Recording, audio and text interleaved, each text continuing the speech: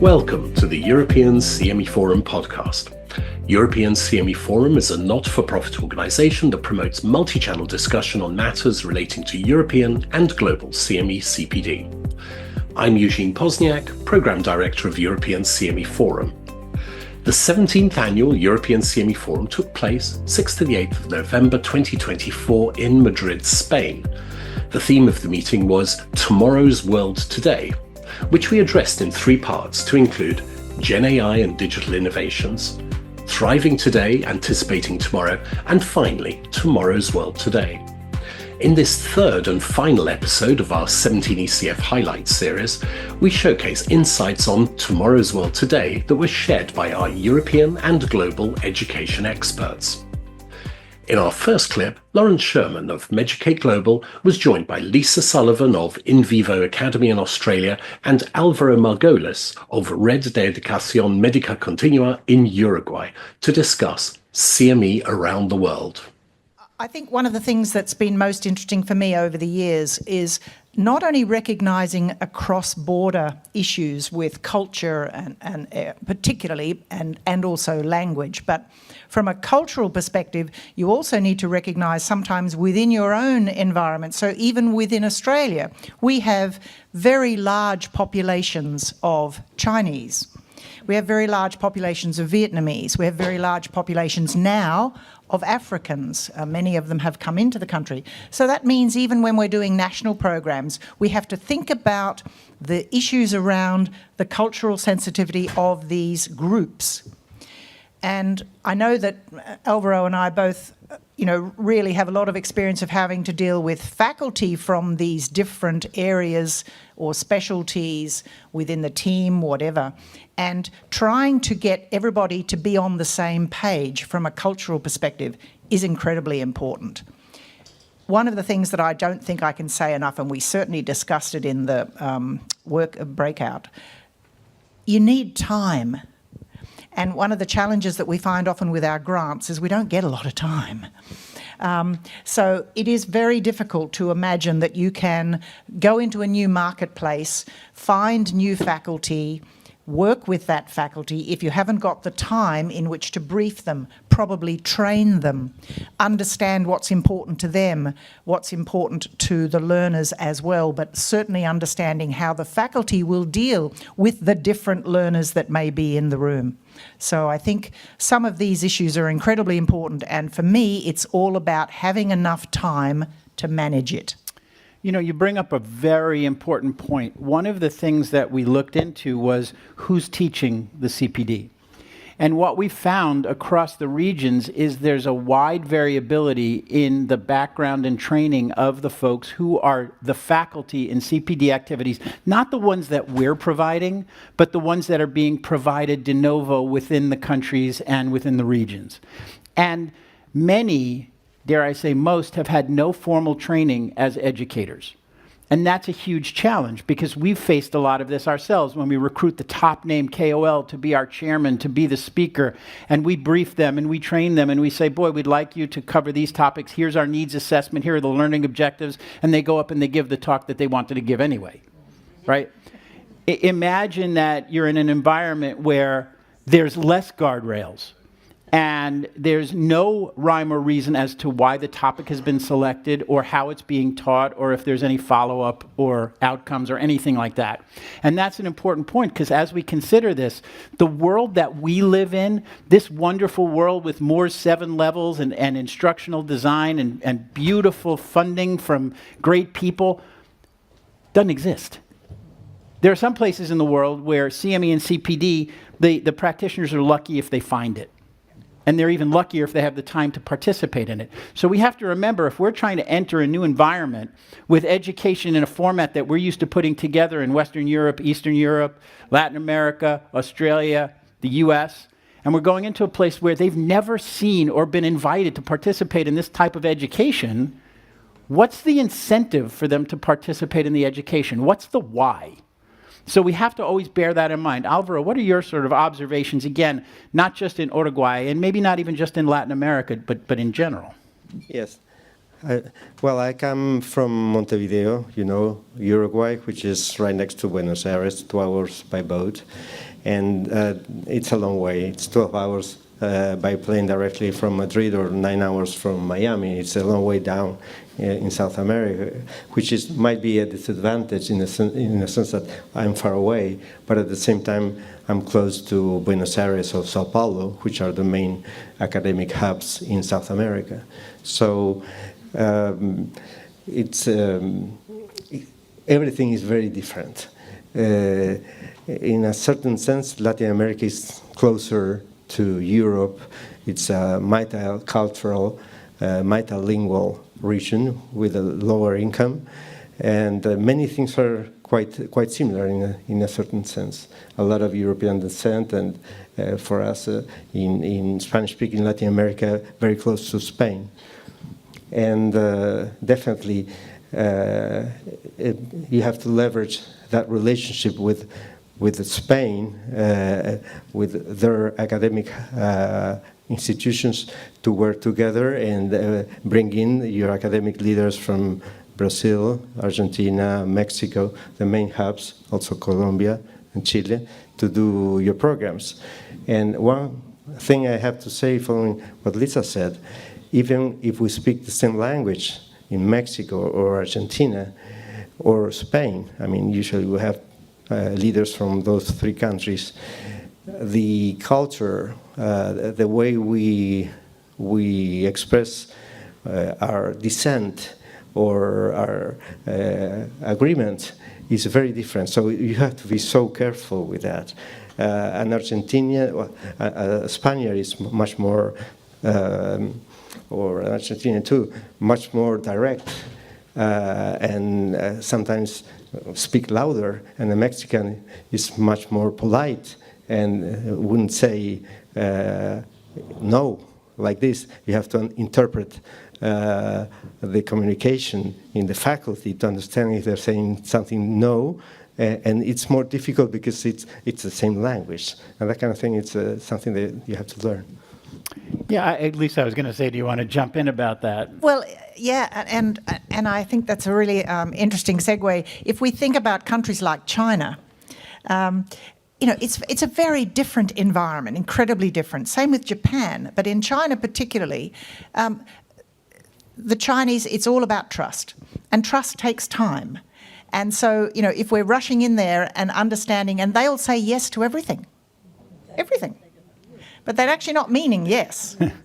And so you do need to be very careful, because it takes some time to recognise that the yes that you're hearing is actually, I'm not really saying yes. And so this whole issue of how different and even when you have Chinese faculty, I'm dealing with a Chinese faculty at the moment, and gorgeous people, but culturally they're very comfortable with me because I'm an older woman. Yeah. And age is important because they consider that has some value. But one of my team members, who's much younger and much cleverer than I, she's treated like crap because they don't consider that she has any value because she's young. So I have to then manage that structure with the faculty because she's incredibly important as part of the training mechanism for these faculty.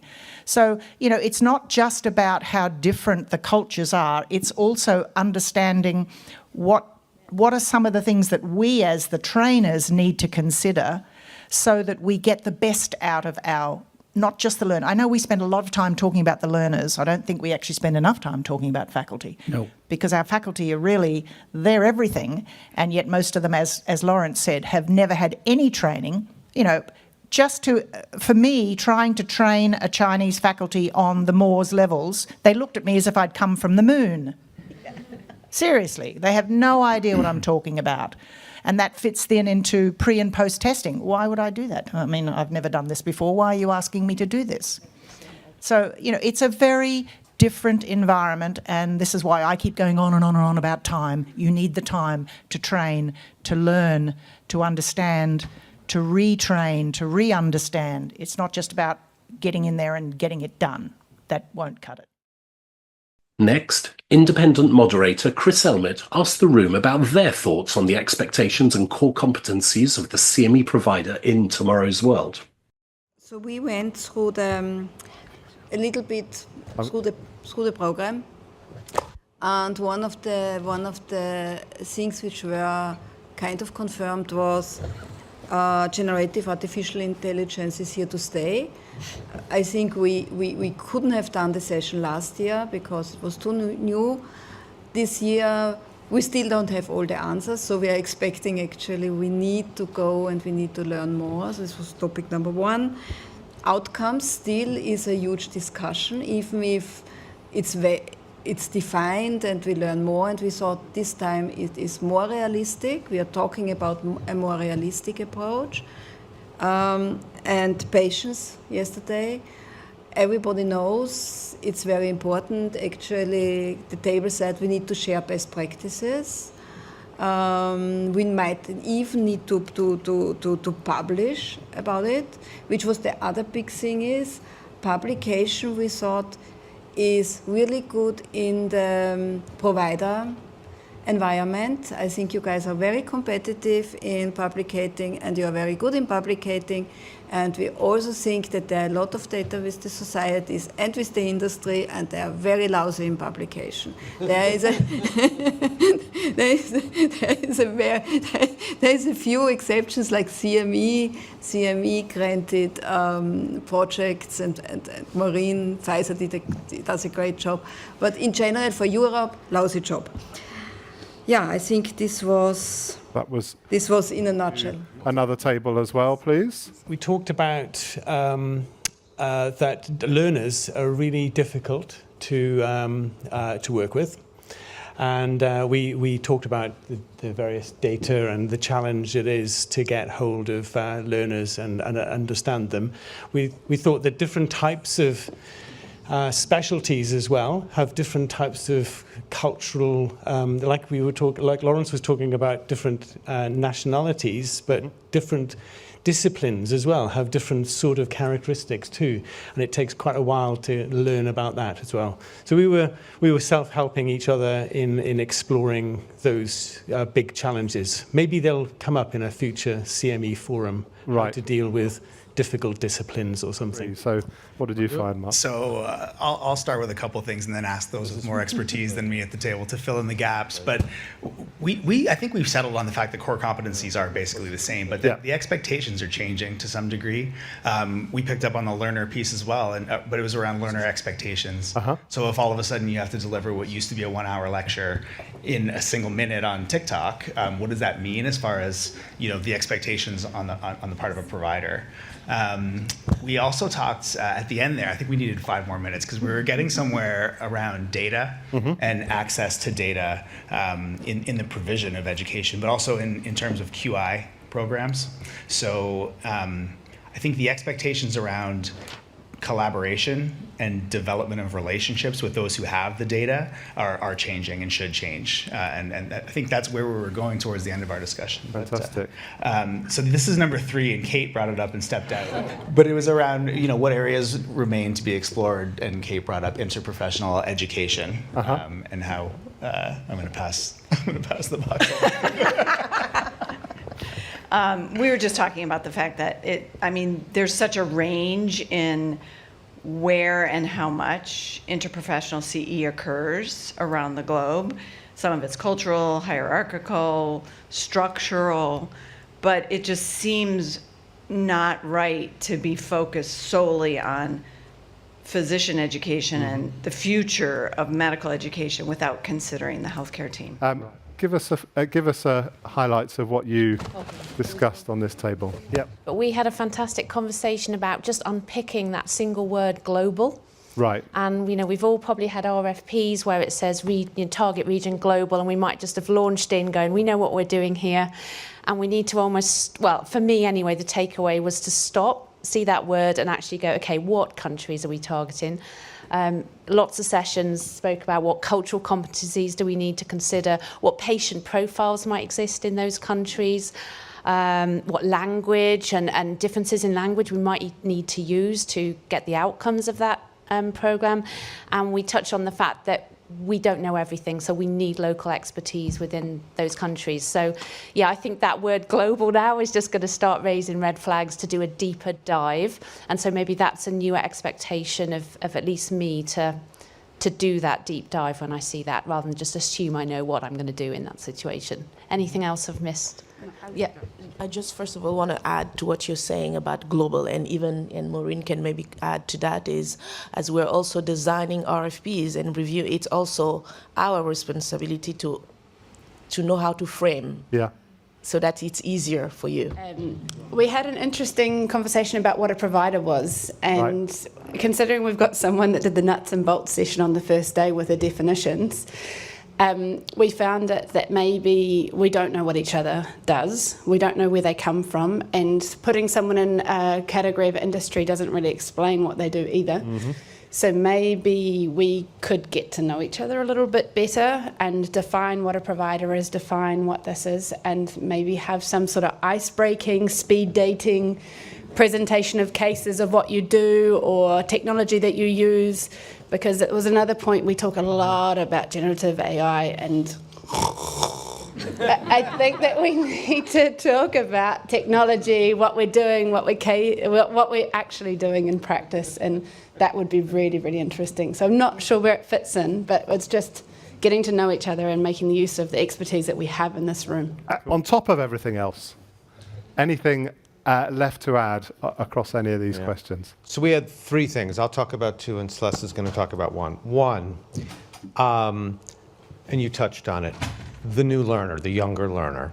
I think next year a panel, not just with one, but perhaps multiple learners, and really understanding how to design programs for learners, for younger learners whose habits are changing, who want shorter formats, really trying to wrap our minds around this, because as much as we all talk about it, by and large, many of the activities that we do, many of the programs that we do are half-hour webcasts, whatever. So trying to figure out how to get away from that, because otherwise we're going to reach a point in time where people are not going to engage in the education that we're doing, because it's not the format that they want. And the second one is, and this gets back to sort of the challenges about the business of what we do. How do we make what we do more valuable to our supporters? What is it that they are really looking for? And it's not level 5 outcomes. It's not saying, people change practice based on this hour-long activity. So how do we make ourselves more valuable? And I think that we have to start thinking of ourselves as a resource. What can we offer with all of the thousands of programs that we do that can provide insight to them so that they can then take data, valuable data, and make it available within their organizations? There's things that we can do in this community that can't be done anywhere else within their worlds, not for certain kinds of things. So anyway, that's two thoughts that we had. And I think kind of going back to the whole global, international, or what we're doing, the industry is moving more that way for a variety of different reasons, and it is important that we do have connections and relationships with groups amongst just our own individual peers, or also what we do as providers or societies or industry. And it kind of comes back to what Amy was saying there too. We're going to blame it on you again, Amy. Do we really know what the other group does? And we think we do. Are we in a situation where we don't know what we don't know? Mm-hmm.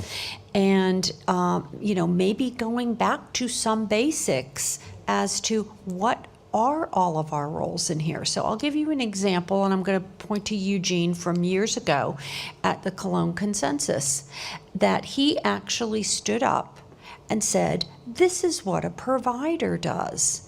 And I don't know how many people came up to me afterwards and go, oh, you guys aren't just grubby money people. you actually are really doing something valuable here. You know, we may still be grubby money people, but but that's the point. And I think we all just assume that we know what each other's doing, and how can we make these connections and relationships with each other if we don't really understand what to do that. So I think it brings us better as a community as well.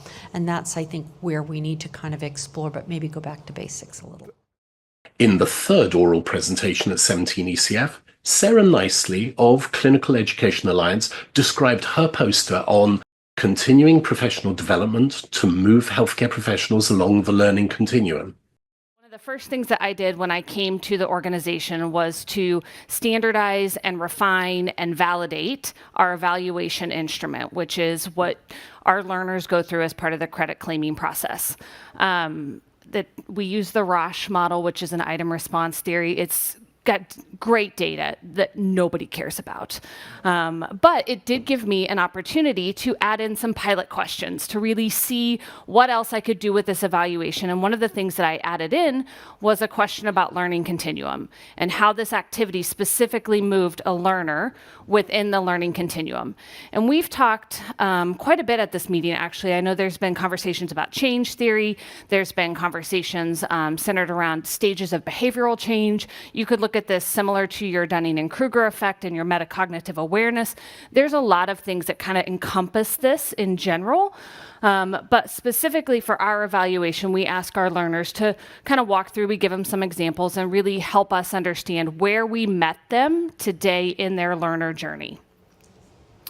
So I wanted to kind of walk through a little bit of a pilot analysis that I was able to do because we cultivated this specific evaluation within our organization. And this program took place in 2023. It had a live component at the ADA meeting. It has enduring pieces. But what's interesting is this program was designed specifically for specialists. So those that manage patients with obesity in the endocrinology, metabolism, diabetes space. But the charge was for them to then take that information home and to empower their community providers to really take up that charge in managing the obesity epidemic, which is in the United States. So the goal overall was to help empower community HCPs to really manage that particular disease state. And we had the faculty that were specifically designed and selected to help curate that message. The educational activities and timeline were across the board, several different pieces. One of the things that you'll see on the far right is a triangle that helps summarize our learning continuum. So our awareness step, your foundational knowledge, all the way up to advancement. And with the addition of this into our evaluation template, we were able to overlay it with our strategy centered around the PROCEED model that we've also talked about at this conference. So our predisposing, enabling, and reinforcing materials. The timeline is also, in my best effort, color-coded to help correspond our predisposing activities, our enabling, and our reinforcing activities, and the timeline. So we will also talk about the black boxes at the bottom, which are our real-world data as part of this conversation. Regardless of all of this, I think the big take-home message is that we wanted to curate activities and resources that could help disseminate the message around the management of obesity in our primary care providers. One of the things that we had to do, though, was to survey our primary care HCPs that are in our system. And maybe surprisingly, unsurprisingly, our HCP learners reported extensive bias about patients' motivation to lose weight or to manage their own weight. They also stated awareness of or a lack of awareness around evidence-based treatments. And then finally, that they were hesitant to communicate or even have a conversation, which I can fully understand. Nobody wants to talk about it. And all of these things were used to help us create some different instruments and tools for our learners within this program. After the execution of the program, what I was able to do then is to take all of this information and overlay it with our medical claims data. So we took validated NPI specific learners, so our national provider identifier, which includes all sorts of HCPs can have an NPI within the US, but primarily, of course, physicians, nurse practitioners, APPs, PAs, and then I also am a pharmacist, I have an NPI. All of that is used to help kind of collate our claims data. What I did was I took the 2 different groups within our program, and I identified whether or not you came into the program with prior claims associated with obesity. Had you billed for obesity? Had you treated for obesity? Yes or no? And I divided you into 2 buckets. We had our treaters, so those that entered into the program, they came to our event with a prior code within the first 3 months, or 3 months prior to engaging in the educational activity with a claim for obesity, or you didn't, so a yes or no. And then I was able to kind of pair up some data. So this is a little bit overwhelming, but I took all of our treaters, so everybody who said, yes, I've already treated patients with obesity, I'm here for your program, let me engage, right? And I divided them into tertiles, which is just because I like 3s instead of 4s. All of these things, we have our high volume, our low volume. Your high volume are those represented by circles. So you can see patients, HCPs that came in with a high volume of obesity-related claims. Unsurprisingly, they had a higher pre-score, right? That's not surprising. Those that had a lower volume of treatments had a lower pre-score. But across the board, we see what is expected, an improvement in your pre-post. Interestingly, though, we have all these practice changes that are down below. So we had learners say, hey, I'm going to refer more, I'm going to change my practice, I'm going to treat better, I'm going to have more appropriate diagnoses, I'm going to change my team process, I'm going to educate other HCPs about it. Well, I got curious about, actually, can I see if you did that? So what I did was take those treaters, I looked at their claims data, so their individual claims data during their 3-month follow-up period. I gave them approximately 3 months for data translation, and then started to overlay that with our learning continuum. So again, because I took the time to change our evaluation process to validate this as a question, I can now take those credit claimers. So we've moved along in the activity further, right? You didn't just show up, you also did all the assessment questions and you claimed credit. And now I can take that data and say, hey, actually, did you change your practice? Did you shift anything? And I was able to show for this particular activity, we had a movement from awareness to agreement for some, adoption to advancement for others. Across the board, there was an increase in our obesity-related claims. Whether that's a referral, whether that's a treatment, whether that's just an increased diagnosis because you had a conversation with a patient that you didn't want to have. Now, this is a single moment in time. As we know, all of these things, everybody's decisions are influenced by different intrinsic and extrinsic factors. But this was interesting and it was curious and it allowed me to really test this proof of concept. But I am an academician at heart. I am more interested in things that make me curious. And what I wanted to know was why we had such a huge volume of non-treaters.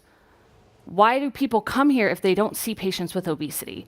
So I plotted them out, I mapped them, I grabbed their institutions via the NPI database, and something curious popped up. When you look at these institutions, you see that these are a lot of HCPs that deal with the sequela of obesity.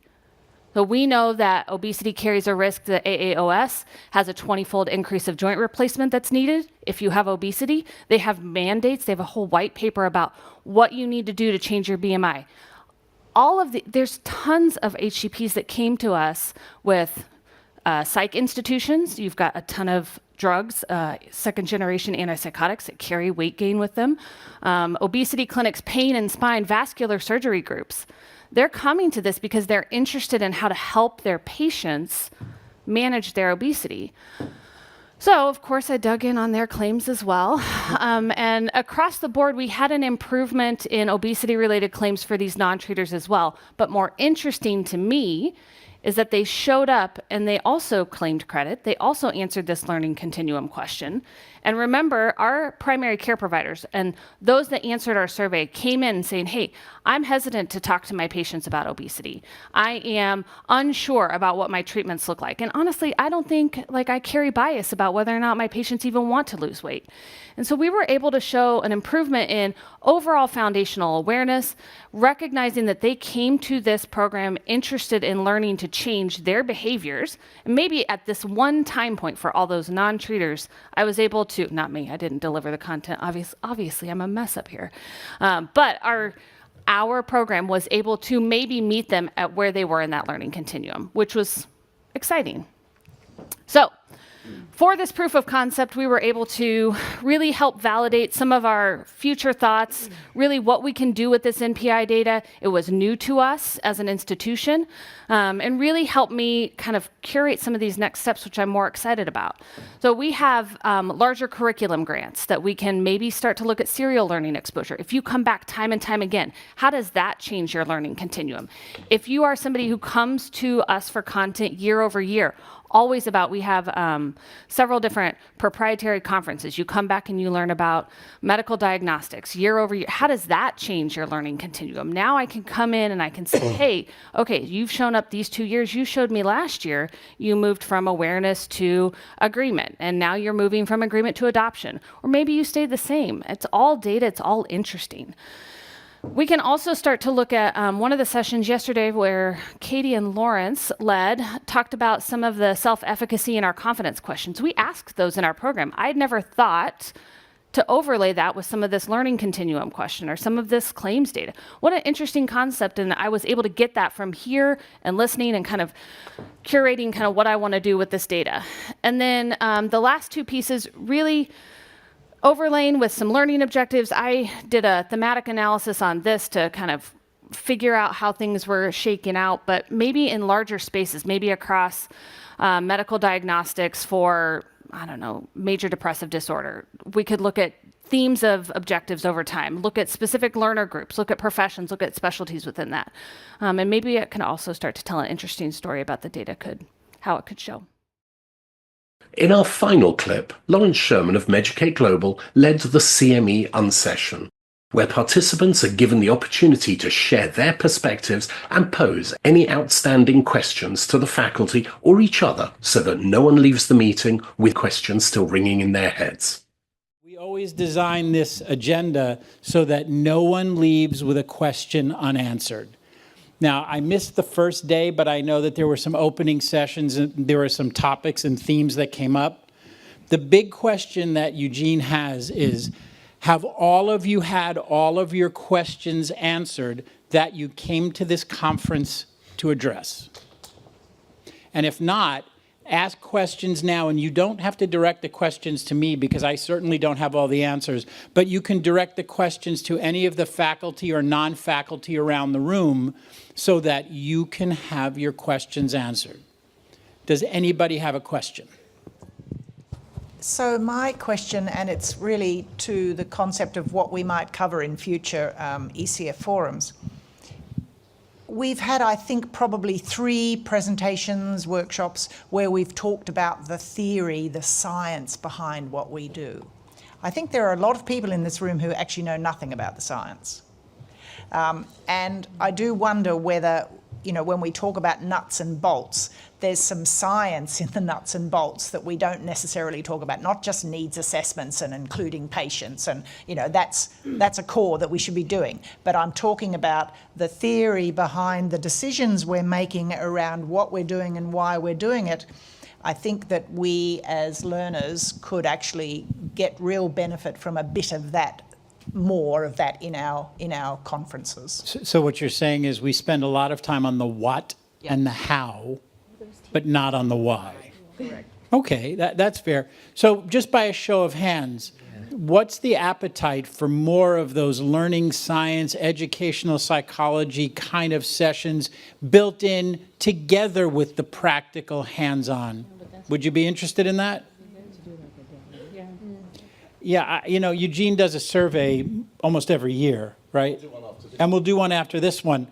Maybe we can get a little granular, and not only should we say about learning science and the why, but what specifically would be most helpful to you? Because we do touch upon those snippets. But Kate? Well, I was just wondering, you know, the CE Educators Toolkit that was produced last year, written by SACME, the Society for Academic CME. I'm just wondering if there would be value on planning a sort of a curriculum using the CE Educators Toolkit. Yeah, I mean, there's the CE Educators Toolkit and other resources. Yes. I think you're right. I think we need to make these resources available, but I also think we need to make them actionable. You make a good point. There are lots of resources available for free and for a cost. And is there an appetite for making sure that you're all aware of this, but helping you to participate in it? Yeah. We talk a lot about helping our faculty to understand how important and valuable what we're doing, and we need them to do it on the basis of what our needs assessments are telling us. But if we don't understand the theoretical constructs of what we're trying to teach our faculty to do, then it's going to be jolly difficult. So, from my own perspective, it's become much more prevalent because I'm now studying it all. But, the reality is we definitely need to know more about the why so that we are, in fact, more competent at helping our faculty and our learners understand the value of CME.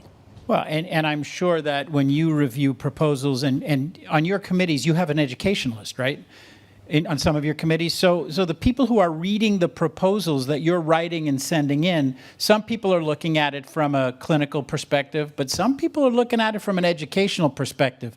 So if you're not providing a good why, a good rationale, that may be the reason the greatest proposal you ever wrote in the history of man was rejected.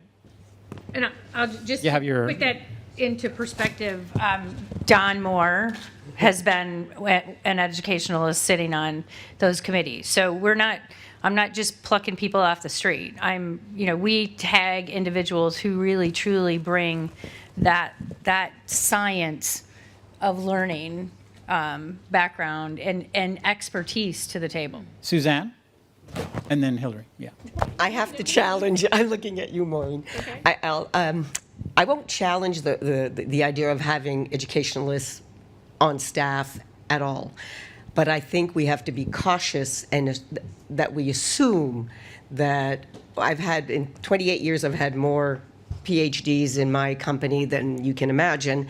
And it's the combination, and it's coming back to the theory, real world. Mm-hmm. We have to be, yes, it has to be applied, right? So we have to think of other disciplines, educational psychology, behavioral science, even organizational psychology. Sure. We have to think a little broader than just, okay, I have an education. There are providers out there, many that have hired, but that doesn't mean that's translated into quality, real-world interventions. 100%, but then it goes to the organization to screen and bring in the right people. You're exactly right. Mm-hmm. What it says on paper doesn't necessarily translate to what happens in reality. Hillary, did you want to say something?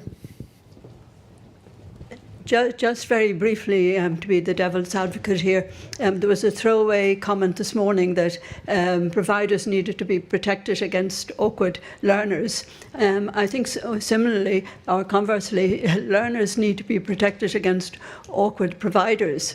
And when you look at the audience here today, it's really all providers and supporters. Where's the consumer? So I would suggest that in future meetings that maybe that this organisation pays lip service to the learner. Well, might be considered. I think they're the forgotten ones sometimes in the agenda. We try, Hillary, we do. I think there's a. It's been a fantastic meeting, and I've certainly learned a whole lot. But I think that's the concept of the educational safe space, that every one of our learners need to enter every one of our activities and not be concerned that there's anything that's going to harm them, right?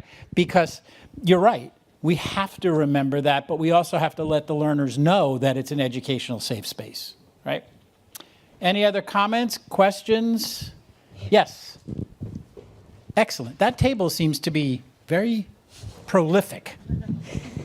Last year in Den Haag, we had a few sessions on the right type of formats, the length of the educational activities. This was not much touched this year.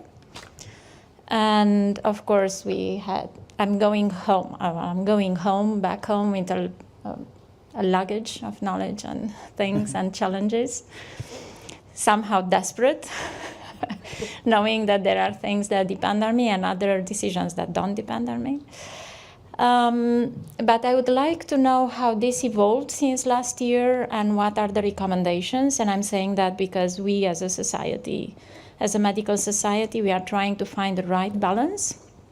and Suzanne knows because she was with us in one of the events, in a context where we have important shortage of personnel in intensive care, up to 30% in some countries. Entire units are partially closed. Nurses are not allowed to leave for international events. And we tried also shorter interventions, repetitive, and we see that participation drops dramatically from one event to the other. And we are still in a situation where we try to make it sustainable and to try to meet the needs of the different categories of learners that we have out there. That is a shared need, for sure. I don't know, and again, anybody in the room, please feel free to jump in. This is collective competence. This isn't me answering the questions. I'll start until somebody else jumps in and rescues me. But I don't know that there's an easy formula. I do know that data drives decisions. And I do know, and I know my friend Suzanne would back me up, the more you can get out of a needs assessment that's not just a topic needs assessment, but format, preference, et cetera, can help. I know I don't like the word preference either, but if it drives the way people will participate or at least initially engage, I think we have to know that. And then the challenge is there are those intangibles that we cannot control that will get in the way of the best designed program that's based on evidence, et cetera. But the more data you have from the learners themselves, the more you could make those informed decisions. I don't know if anybody has anything they want to jump in. I mean, you have a very unique mandate and challenge. So I would add to what you just said, Lawrence, and this applies obviously to your organization and society, but to many other groups. And Lawrence is absolutely right. But in this day and age, we have to remember that our healthcare professionals, specialists, primary care, and you said it well, Melania, we are in a major global challenge in relation to resources. So they are being much more selective in where they're going to spend their time to learn, whether it's TikTok, whether it's live, whether it's Congress, it doesn't matter. We have that data that you're referring to, you're correct. We need to understand their problems, their challenges, and we need to ensure that our interventions, education and complemented with other sometimes interventions, are going to resolve their clinical challenges and problems. That's the data we need, and that's the only way we're going to be able to design initiatives that are really, it's not what I think should be the content, or I think their needs are. It really has to be evidence-based, and that's why I support what you're saying as a solution. One of the things that, Celeste, can you pass the mic to Amy? One of the things that we saw in the research that we did is that time is our biggest enemy. Time is our biggest enemy because the learners don't have the time to participate in the education, but time is also the wrong currency to measure participation in the education. So we have to be very careful when we use the T word. Amy. So coming from a sibling society, maybe we can... We have done many surveys about formats, and our members want every single format under the sun. So if that can reassure you, there is not one format. So we, at ERS, we do all the formats. And, we have multidisciplinary groups. We have people from different countries, different cultures. There's not a one-size-fits-all. So that's really sad. The other thing is sometimes it's trial and error. Sometimes you just have to try things, and if it doesn't work, you don't continue. So you have to be brave enough to stop projects or stop programs and you do the best that you can, and I think you analyse and you'll see things that work really well, and it will give you confidence to do more. So there's not one size fits all. They want everything, and sometimes you just have to try. Thank you. If that can reassure you from a fellow... But that's incredibly valuable because, again, we're going to the data. And you're right, when you give them the list of things and then give them a box to fill in, what else would you like, they tell you. We hope you enjoyed these select highlights on Tomorrow's World Today from 17ECF. Registered participants of 17ECF have exclusive access to recordings from the meeting sessions. Additional meeting materials from 17ECF and other past meetings of CME Forum are freely available by registering on our website cmeforum.org and logging into your account. You will also find information about this year's meeting. The 18th Annual European CME Forum will take place 5th to the 7th of November 2025 in Manchester, UK. Plans are coming together right now, so please let us know what you thought about 17ECF and what we've done so far, and more importantly, which topics are important to you and what you think we should be covering at 18ECF. You can do this by participating in the annual CME survey that's running right now, or by contacting us directly. Thank you for listening, and join us for more episodes as we explore all things CME CPD.